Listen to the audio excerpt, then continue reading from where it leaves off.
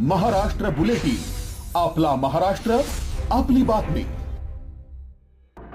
भोंदू अशोक खराताचं प्रकरण अजून ताजं असतानाच नाशिकमध्ये आणखी एका महाभोंदूचा थरारक पर्दाफाश झालाय। इंदू बाबा उर्फ कमलेश शिवकुमार अधिकारी याच्या भोंदूगिरीचा प्रकार समोर आलाय।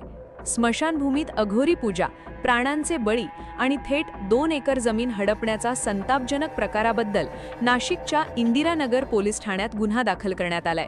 या भोंदू बाबाने नाथ माता भक्ती नावाच्या यूट्यूब चॅनलवरून अंधश्रद्धेचं जाळं पसरवलं होतं। सोलापूरच्या 2 भावांनी या चॅनलच्या माध्यमातून या भोंदूशी संपर्क साधला। त्यानंतर सुरू झाला फसवणुकीचा अघोरी खेळ। तुमच्यावर करणी झालीये, तुमच्या जमिनीत गुप्तधन दडलंय आणि सर्वात भयंकर म्हणजे तुमच्या आई-वडिलांचा मृत्यू भूतप्रेतांमुळेच झालाय, अशी भीती या नराधमाने दोघा भावांना दाखवली।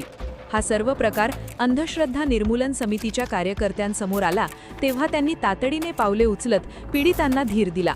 सोमवारी रात्री उशिरा इंदिरानगर पोलीस ठाण्यात या महाभोंदू विरोधात फसवणूक आणि जादूटोणा विरोधी कायद्याअंतर्गत गुन्हा दाखल करण्यात आलाय। अशा भोंदू बाबांच्या जाळ्यात अनेक निष्पाप लोक अडकलेले असू शकतात।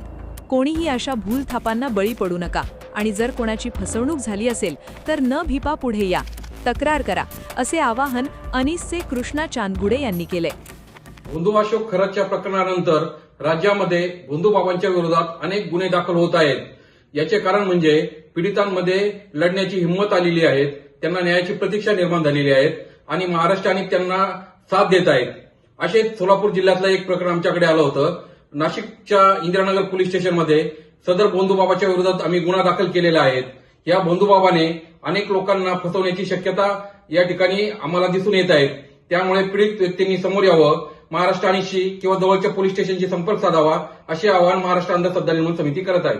भोंदू अशोक या भीतीचा फायदा घेत भोंदू इंदूने पीडितांना थेट उज्जैनला बोलावले, स्मशानभूमीत अघोरी पूजा मांडली, प्राण्यांचे बळी दिले आणि दैवी उपचारांच्या नावाखाली तब्बल 1.5 लाख रुपये उकळले।